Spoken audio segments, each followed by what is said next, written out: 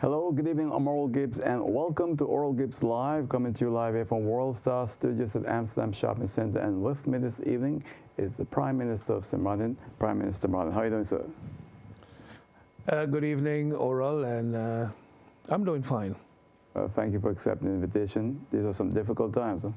Well, I've been busy, but as always, try to make use of these opportunities to, through you and through programs like this, speak to the people of St. Martin and keep them up to date on some of the developments in the country.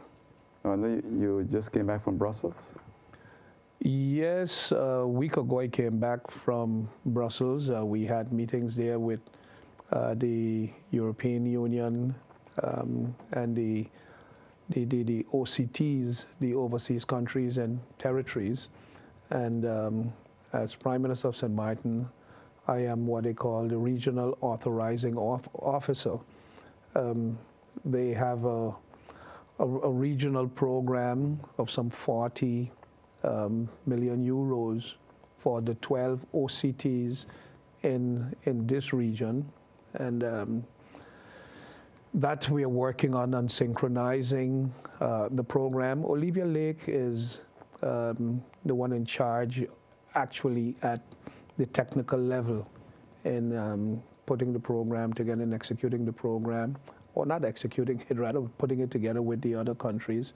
There were several issues, that we discussed there. We had like the general meeting of the OCTA, which is the Organization of Overseas Countries and Territories. The presidency was prior to this in the hands of Curacao. Ben Whiteman, the Prime Minister of Curacao, was the president of OCTA.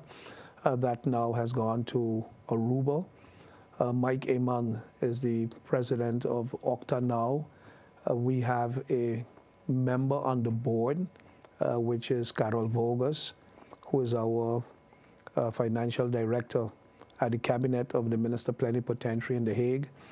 She has been the treasurer for OCTA now for some years, and she has been re-elected as well to the board, and she's been doing a good job. So we spent a week there. Today we had another meeting with the French side, because as part of the EU funding, they are sort of experimenting with a program whereby funds that are destined actually for Europe. So the French side falls, because it's part of the French Republic, they fall under the funding of Europe. Those funds we cannot access because we are not part of Europe in that sense. We are one of the overseas countries. But if we carry out this program jointly, then there's funding for the program. And today we had a discussion with the authorities in Marigot. It was a combination of technical and political, because one of the first things we had to do was find a location for the project. And the project actually is a sewage plant that has been on the discussion for quite some years. At the time when I was Minister of Romi, and we were discussing the zoning plans, I don't know if you can remember, it was then suggested to have the sewage plant in the location there in the back of Tropicana Casino and the home of Louis Laveste. That caused quite some stir and consternation. It was not a decision of government, it was a proposal from the people who were drafting the zoning plans.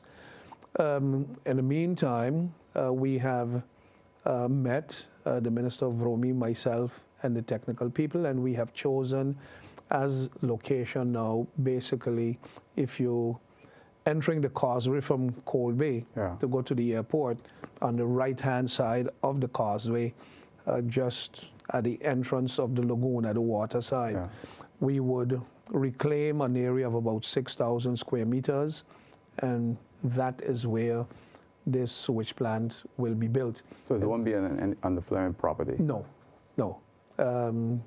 There were some issues there that I won't get into right now, but that was not moving forward.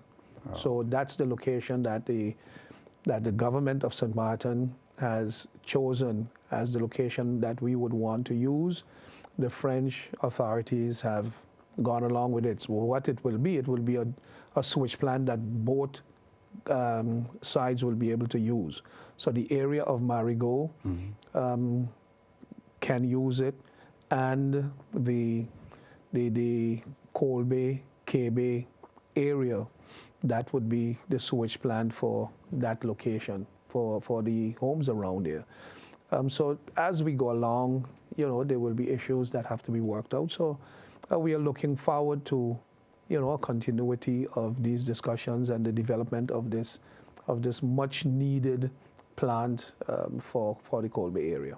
Do you think that this can be completed before the end of the year? No, definitely not.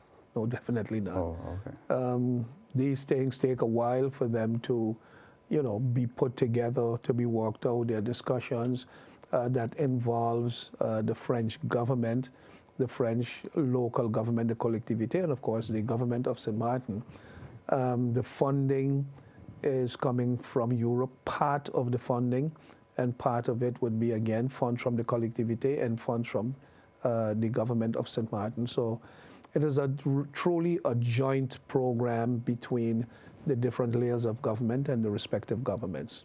Now, Mr. Prime Minister, there's an issue with a member of parliament that supports your government is now in detention for another 8 days, and the budget was supposed to be passed last week. That didn't happen. There are also reports that you had meetings with the leader of the UP and one of his other MPs, and that deals were being cut. Is this correct? No. Absolutely not. Absolutely not in terms of deals being cut. It's obvious for political reasons certain moves were being made and orchestrated deliberately by others. And it's all part of, if you want to call it, the political arena. But reality is that, yes, MP Sylvia Matzer is in detention right now and therefore could not participate in the continuation of the budget debate. So when round 2 had to begin on Wednesday, and we would have had a completion of round 2 with a vote on Wednesday night at some point in time, in the morning, 10 o'clock, it could not continue because he was in detention. The opposition quickly used that opportunity not to sign in and therefore not give government a quorum, so the meeting could not continue. Discussions, not no meetings, but, moves among members of parliament, hey, we need your support, and this kind of thing took place. And I think it was Thursday, I got a call. MP Hyacinth Richardson told me that he think we should talk to Lloyd Richardson, who might be willing to support the budget.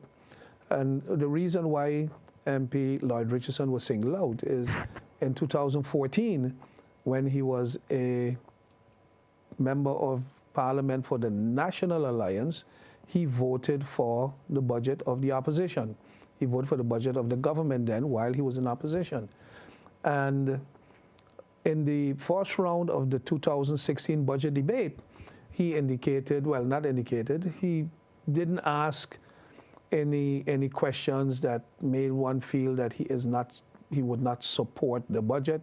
He didn't make any statements that he's against the way the budget was put together and the budget numbers, etc.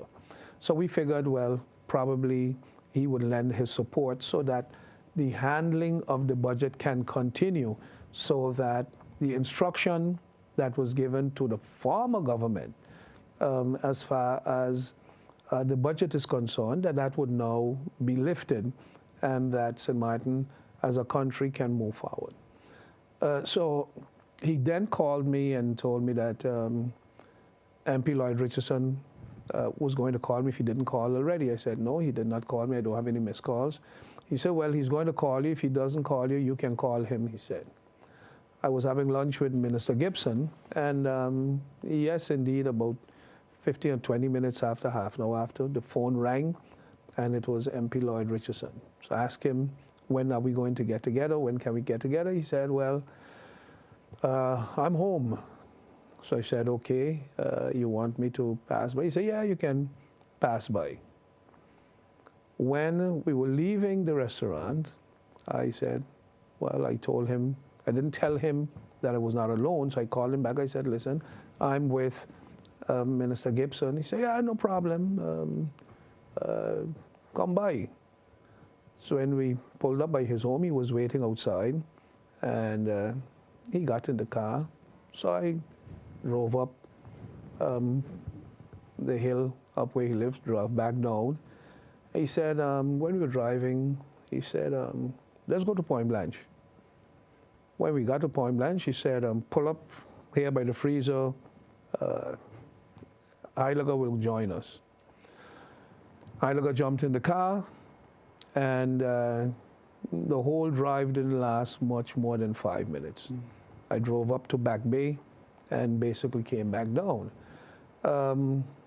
I said, well, actually what we are discussing with the MP was we were hoping that he would support the budget so that the process of managing the affairs of the people can continue. He said, well, you wouldn't expect us to just vote for the budget and then after MP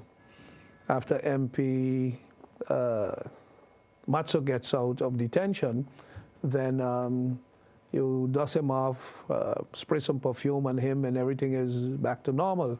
I said, well, that kind of sums it up, yes. He said, well, no, they would prefer if we, why don't we form a national government supported by 90% of Parliament so that we can do all the things we need to do and postpone elections until 2018. I said, nah, that's not an option. He then said, well, why don't we, so I said, well, all we really want is, support for the budget meeting to continue.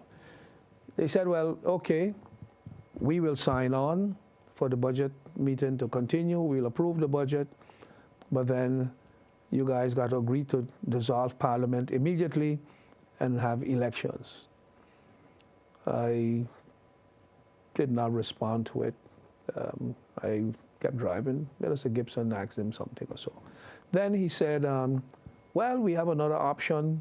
He said, since you are talking about electoral reform, and in my proposal, I said, the proposal that I made publicly known, I said that governments should only be formed through the support of political parties and not individuals.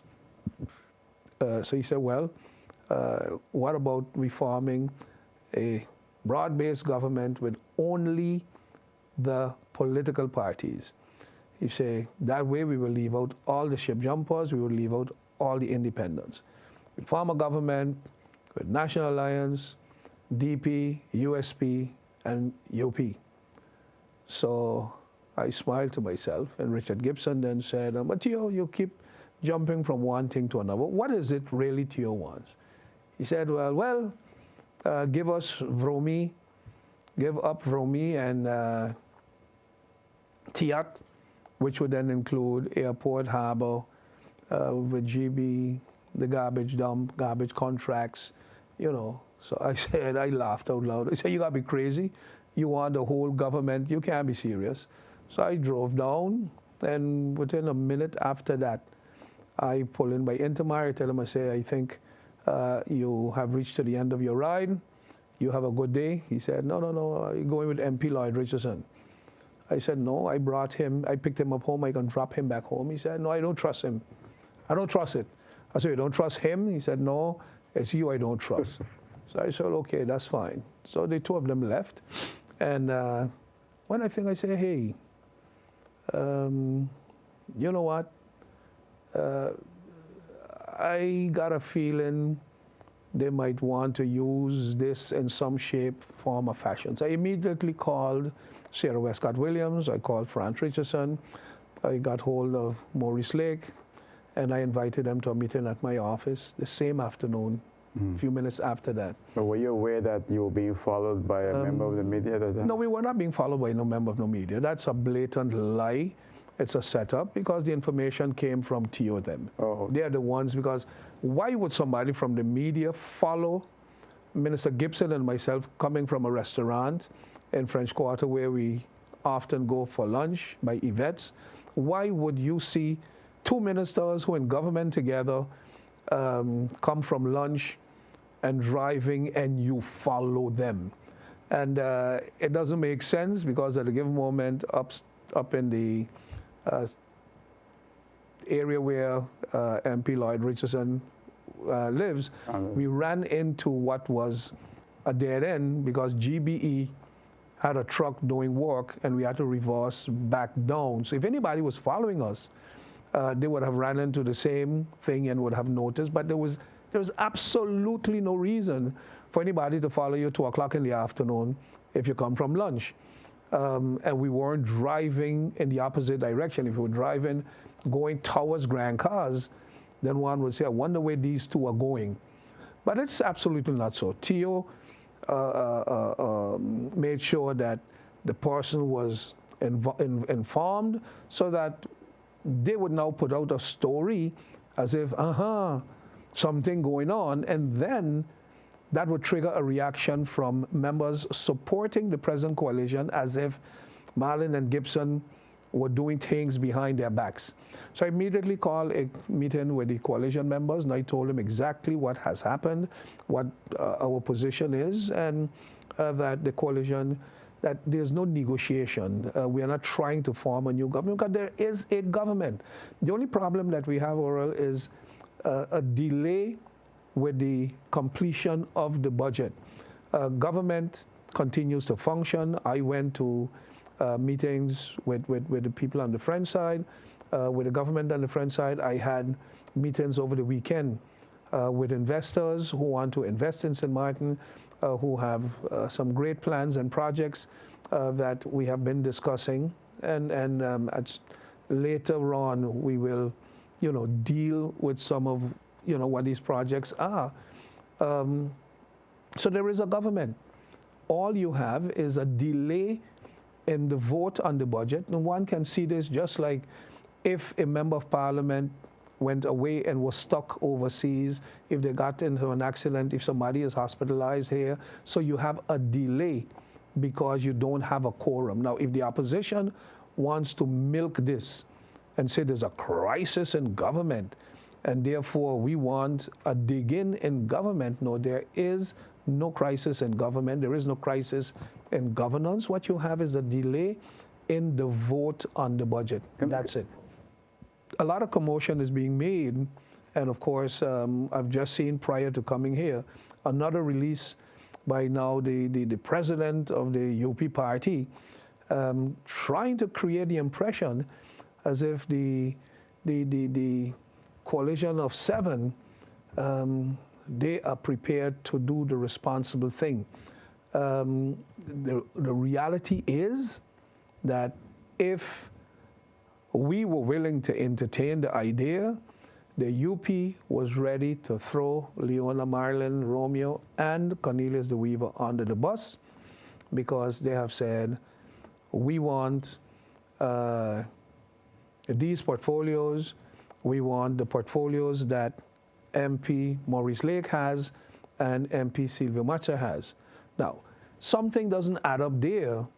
If you say, no, we were speaking on behalf of the 7, so who would I then have been speaking on behalf of? National Alliance only? You understand? What happens? Why must MP Maurice Lake be kicked out? Because if it is, because he is an independent member, so how now you want to embrace Leona and Cornelius, who are independent members? So where do you draw the line? The whole thing is he had no intention in his proposal to entertain them. It was all about Theo Heiliger and the UP party getting in government and getting those two main portfolios where their interest, of course, would be. There is no discussion about forming any government. There is no debate about the formation of a government within soon, whether it takes another 5 or 6 days, but within soon, MP Matzer would be released from detention and the governance of St. Martin will continue. But Mr. Prime Minister, the up in the release just out a few hours ago, they're claiming that your government is holding St. Martin hostage. That's absolutely not the case. The government is not holding anybody hostage. Governance is continuing. There is a government. The only thing you do not have is a budget meeting that did not continue because they refused to give the government a quorum so that the debate could continue. If you don't want to vote for the budget, is another issue. But at the least, let the debate continue. Let the people hear the questions in the second round. Let the government answer in the second round. And if you don't want to vote for the budget, then you don't. If you have amendments you want to present to the budget, then do so. But how all of a sudden you want to present amendments when the leader of the UP himself did not ask one question in the Central Committee meeting, did not speak in the first round, and therefore won't be able to speak in the second round. So they had no interest in the process. They had no interest in the budget, at least he did not. So, you know, to tell the public now that we are holding the government hostage, or the people hostage, what's also interesting is, one of the first things he said was, let's have a national government and put off elections until 2018. Oh, now it's going to put off elections until 2018? When we said in order to realize electoral reform and present a balanced budget, we cannot do so in the 2 or 3 months because we were sworn in on the 19th of November and the 9th of February, the elections were slated for. So we proposed a national ordinance to shift the date. Who was in the front line protesting? The same UP party. And it was unconstitutional, it was wrong. The people have a right to vote, and we cannot postpone the election, it is illegal, and a decision was made. And now, if UP gets a chance to get in government, now it is legal to put off the elections until 2018. So all of this is a back and forth game and tug of war. Or wherever you walk in St. Martin, people are happy with the performance of this government. People are happy with the direction that this government is going into. People are happy to know that finally the government building will be completed and the government can move in rather than have the building unoccupied for all these years. People are happy to know that the government is doing something about Front Street and Back Street that are now the two worst roads on St. Martin. There is nowhere on St. Martin, there's no road in Dutch Quarter, Middle Region, or Cold Bay, or St. Peter, Saunders, South Reward, or Simpson Bay that is as bad as Front Street and Back Street. The government has committed to doing something about it. There are issues, alleviation of the traffic with the use of a bridge to accommodate a flow of traffic on the ring road to ease the traffic in town. The parking lot in front of the government administration building. I initiated the project several years ago. It was dormant and stagnant. Now I'm back. We are completing the project. Building of the school for special education. The Minister of Education has secured funding on the budget for it. The start of the unemployment fund, which is one of the issues that my ministry is spearheading to get no less than 200 young men and women of St. Martin out in the job force, no gimmick. They don't have to go back to school. They don't have to follow no course. They will be trained on jobs while they are working and getting a salary. They will be registered with the SZV. They will be enrolled in a compulsory savings program.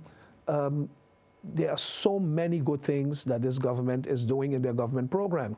One of the issues that were talked about for years, cameras for the security and safety of people and to help in preventing crime, because you can monitor the movement of suspicious vehicles, of suspicious people.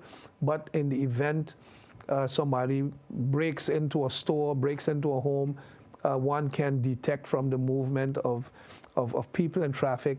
That camera project will finally get online as well. So I can go down the list of things now. All this is in less than 3 months, right? All of this is going to happen between now and September, I mean, see, you all have less than 3 months in office right now. We have less. We have just about 3 months. The 19th of November to December to January. Well, a little over 3 we have months. just over 3 months. Yeah. We just have completed about 100 days in office now this week, and the program is in place. The UP party was in government for the whole of 2014, 2015, for a whole year. It took them like 9 months to get their Council of Ministers appointed. It took them 9 months to get a governing program, of which half of it was plagiarized by the red, white, and blue governing program. We have we've said, well, we will use the governing program for red, white, and blue, but because it's a 4-year program and we only have 9 months in office, we have to adapt it to reflect an action program that will be carried out in 9 months. We just signed the agreement for the supervision of the project that was talked about ever since 2012 when I was in government. Now it will be realized, the total upgrade of the Dutch Quarter Main Road, running of main sewage lines and hooking up of the homes on the eastern side of the road to the sewage grid. All of these are things that, the people will see happen. If you drive by the government administration building, the one, the new one, so to speak, in front of the Carnival Village, work is starting on preparing the infrastructure for us to, get things moving. We have brought solutions to the table. We have solved the debt, the payment arrears that government had to SZV and to the pension fund. We have balanced the budget 2016. So we are doing all the things that are necessary to govern St. Martin the way it should be governed. I got to go to a quick break, but I got to ask you this very quickly, because Win Air, which is a national airline, I understand that they've just recently paid off the full debt to the airport. That's good news. They have paid off the full debt of $4.6 million, I think it was, to the airport. They have managed to turn things around and paid it off. And, I didn't make a public statement about it, but I did speak to members of the board, and I want to now publicly say, job well done, congratulations, the way to go. It has taken some time, but with, proper management, proper procedures, taking things one step at a time, you can turn things around, and they have done so with Win Air, and I think it is commendable. This program that you spoke about, the job program, The employment fund? Yes. Can you explain a little bit more about that? Yeah, well, it's one of the things that I've been working on behind the scenes with the support of a team from the central bank. The president of the central bank has been very cooperative in making available resources in terms of human resources from the central bank, so we don't need to hire in consultants that will add a strain to the program. One of the things also that people may have heard during the budget debate, but for the first time, the budget was presented in English as well. We were able to present an English version of the budget, and that is thanks to the support again from the central bank, where they translated the budget from Dutch to English for us at no cost. And why at no cost? Basically, we are co-owners of the central bank. The central bank belonged to the governments of St. Martin and the government of Curacao. And as one of the shareholders, they're providing certain services to us. Now, what is the employment fund? We have seen programs of former governments aimed at resolving the employment issues with young people, and none of them have worked. None of them have been effective. One of the last ones that were carried out under the responsibility of the former Minister of Labor and Social Affairs, Cornelius de Weaver, I think it was at the time. They tried to recruit from among 250 young people, I think it was, and at the end of the program, they employed 17 people. Minister Rhoda Arundel back then as well had the program. It sounded nice, get off the block, get on the bus, and get busy. None of it really materialized in real action. One of the problems that you have is that when they're trying to match unemployed young men and women with the labor market, business people would say, no, they don't have the skills. If Wall Star Studios would want to employ a cameraman, among those unemployed young men and young women, you might interview 300 of them, and you will not find any of them who have the necessary experience that you're looking for to be able to start working with you, let's say, next week. So what this program is doing, the fund will pay the businesses 1,800 plus guilders per month per employee.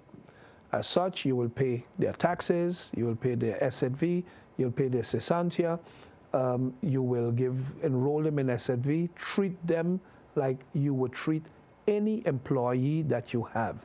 So the financial strain of hiring them is shifted to government via the employment fund. What you have to do as the business is pledge your support to train that individual in one or more areas that your business can train him or her in. If you take a bank, for instance, it might be train him or her to be a receptionist, train him or her to be a teller, train him or her to be a security officer, train him or her to be a messenger, because there are jobs that some people occupy, and some people are security officers, let's say, at one of the banks for the past 25, 30 years. Now, do you need to go to college to become a security officer? Do you need to go to high school to be trained to be a security officer? No, you don't. We have businesses where we know cashiers for years. Did they go to college or to high school to learn to be a cashier? No. People hire you, they train you, and after you're trained, they put you to work as a cashier. Here, you would get one or two young men in a particular business. You train them probably for 2 or 3 weeks or 2 or 3 months, and they become a cashier. You let them gain experience as a cashier. Then maybe after 6 months, you rotate them, move them somewhere else. What would happen after that year? You, the business, would say, hey, this young man, this young woman is doing exceptionally well. We will keep them now in our service. We will pay for them. Or if the young person says, well, okay, now I have experience as a cashier, there's an opening at such a business, I see an advertisement, I can apply, and I have a year experience as a cashier. I know to work this system, I know to work that system. That is what we envision with this program. Where the money will come from, we have several sources from where we are looking to tap into. It will not be in the first place coming out of the budget. It's a fund with its designated revenue stream. One of the proposals that I have with the support of KPMG, I think it is, will be working it out on behalf of UTS, Glenn Carty, who has pledged to support us in looking at it. We are looking at taxing the roaming and incoming calls. So incoming calls, there's a price tag to it. So we will tax probably 1 cent on every incoming call, which are millions of calls per year. We don't know yet how many calls there are. We don't know yet how much it will generate, but the projection is it will generate quite some money. Years ago, I had implemented this program for education, for sports and cultural organizations, and we had a 1 cent on the gasoline. That 1 cent at the time represented 100,000 guilders a month. So the program, I think we had run it for 9 months, and we had generated 900,000 guilders. Now, with the French side importing its own gasoline, 1 cent on gasoline may yield us something like 800,000 guilders per year. So there are other areas. We are looking at probably 3 areas to generate the funding. Plus, we have this year in the budget, which is not taken up in the budget, we have a windfall from the profit from the central bank that we will get an extra 10 million, which is not in the budget. The budget is already balanced, and we have 10 million that we can use. The project will be managed by a foundation that manages the fund, and they need the funding to begin working, to begin operating as soon as possible. So we may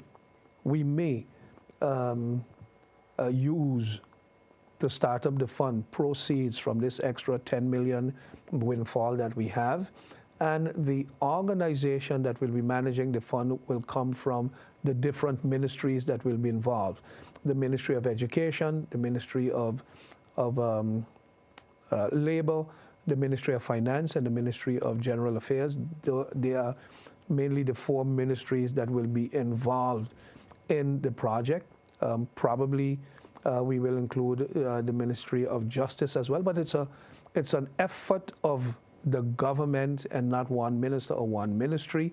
As Minister of General Affairs, I came up with a project, and I'm, pulling the project for government, but once it's finished, we turn it over to the employment fund, and we think it's going to be something great.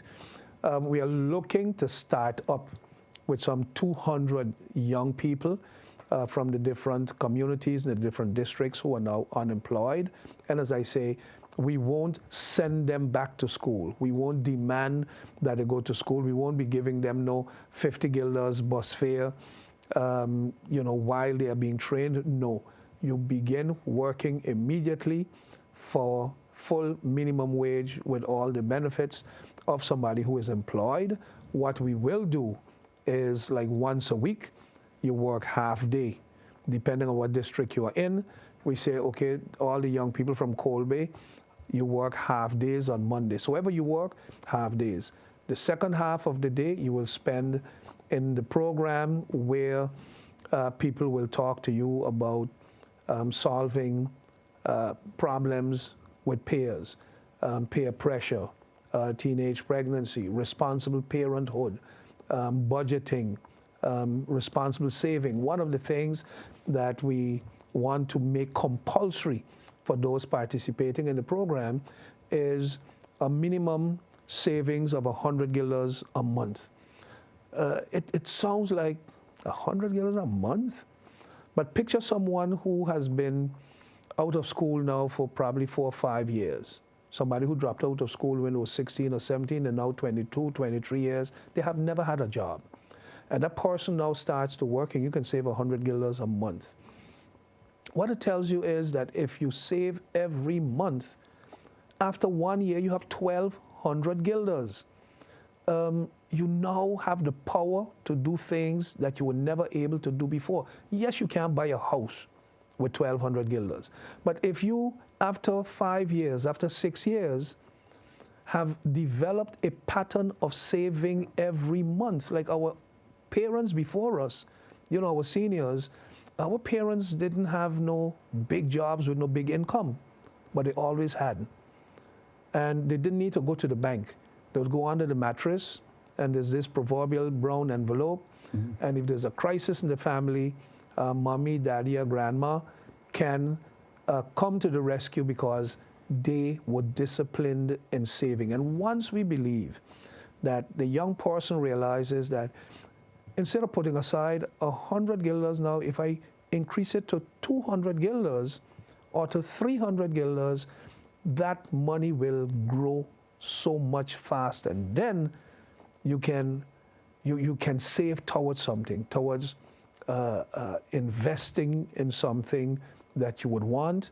If it's a laptop you want, if it's an iPad you want, you can save towards investing in it, and you take away from them that frustration of, I don't have and I can't afford and I don't get. So Prime Minister, you're speaking about saving. What I like about this program is teaching those that are part of this program to save. This is so important because we see people come from all over the world. There are huge savings in the local banks. And when you speak with the banks and you look at the numbers, most of that saving is by people that are not from St. Martin. Yeah. Well, already I can tell you, in 2013, when we were in government, we had a program with some homes for purchase by the St. Martin Housing Development Foundation.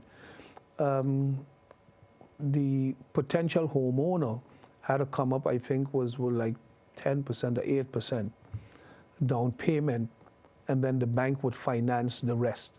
So it's a turnkey project. You get the keys to your home. You go from renting one home, and end of the month you move into your own home now. And most of the people who would show up at the doorstep of the Housing Foundation with cash in hand were people who were not from here. Because they realize more than our own people that if I want to get along in somebody else's country, I got to make sacrifices. And if we don't develop a pattern of saving, if we don't teach our children to save, if we don't instill saving, within our children, when will they learn to save? And I know when we were small, we used to have our own little bank book. And you grew up in a poor neighborhood, and you collect the Heineken beer bottles, and you get 25 cents a case. Later on, it became more expensive, but in my younger years, it was 25 cents a case.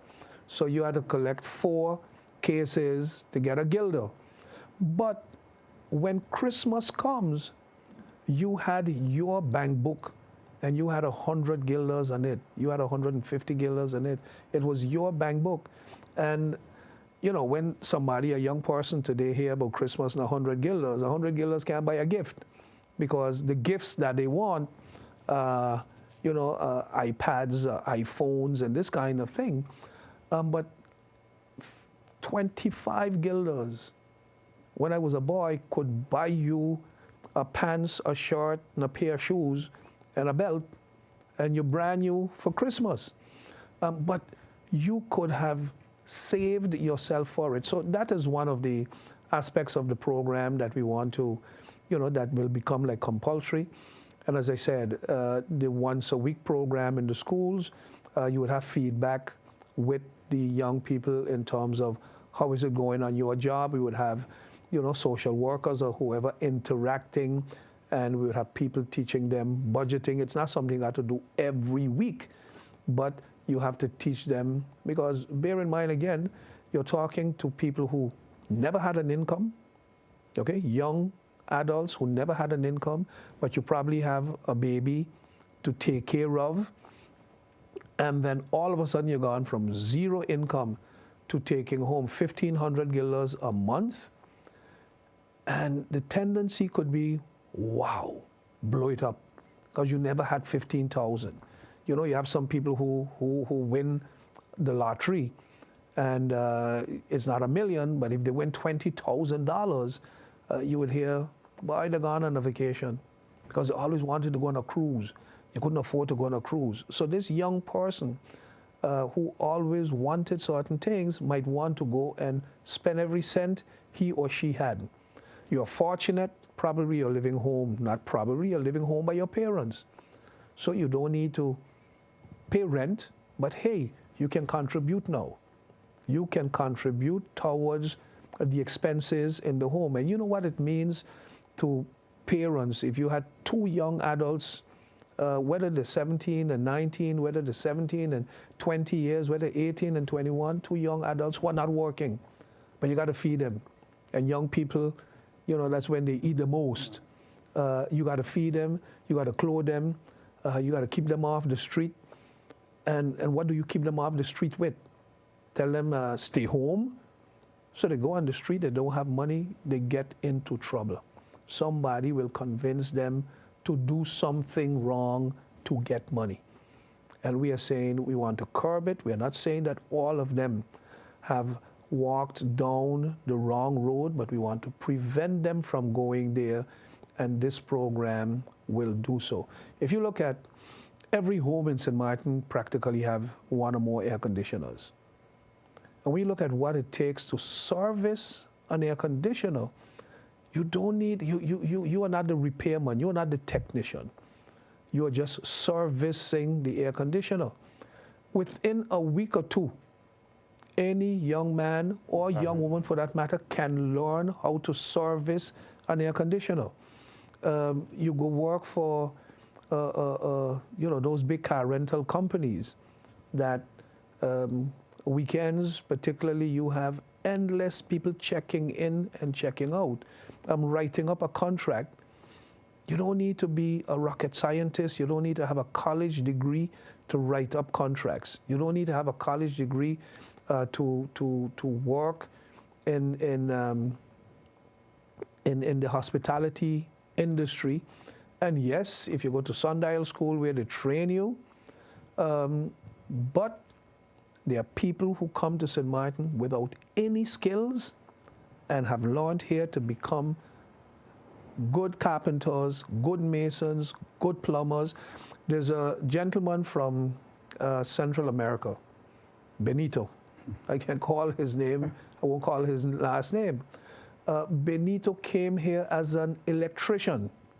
And today, Benito is the most sought after tiler when it comes to marble tiles. Anybody who wants to put on marble tiles, and they would ask, you know, in the industry, ask people, hey, Oral, you got marble tiles, who put them down for you? 90% of the time you'll hear Benito. Benito came here as an electrician, and today he is the big name in tiling. Where did he learn it? Right here. Right here in St. Martin.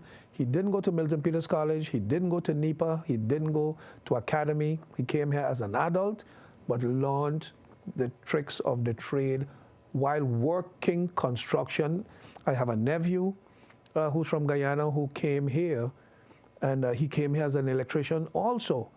But guess what? Now he's into sheetrock, because when there is not enough electrical work to do, you switch to something else that is available in the construction. And I'm handy myself, and I never went to trade school, but you learn by seeing, you learn because you're interested. But I think what you said is so important, because so many of the people that are working on St. Martin today that came from the neighboring islands learn the trade right here in St. Martin. Yeah. So this program will help a number of our unemployed young people. The program will help.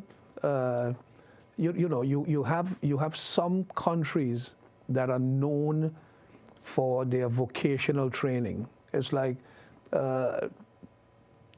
pools, the pool businesses. Majority of them are owned by people from Dominica. Yeah. Plumbing is like the one. It's like the number one profession for people, you know, out of Dominica. Yeah, that's true. But what's interesting is that you get, for instance, people from the Dominican Republic, because of the strong vocational training there. Every one of them have one or more trade. Yeah. Okay, they are mechanics. they're air conditioned people, they fix refrigerators. It's almost like anything with an engine, they fix them. And you can learn right here to be a diesel mechanic. You can learn right here to do anything, and we are offering the program outside of the classroom. The premise all the time. We only have about 30 seconds to really. Well, Oral, I want to thank you for the opportunity. I know there are people who probably, have been at their phone, hoping and willing to join into the conversation. Some people feel probably that the program should have been only about what some might want to call the political developments, but trust you me, there is no reason really for anyone to panic, to be worried, to wonder getting calls. Everything is okay, the government is okay. Yes, the government is okay, the government isn't going anywhere, the government didn't fall, and the government won't fall. Mr. Primus, well, thank you for coming in on this 7th of March, Monday evening, because people wonder, is it recorded? It is live, right? Well, thanks again. Thank you. Thank you, Oral, and much success with the rest of the programs. Thank you, and I hope we can have it, when we have it back, then we'll open up the lines next time. Well, once the budget is approved, I'm sure you can have us back again. All right, thank you. That's it for now. See you next time. Till then, good night. Take care. Bye.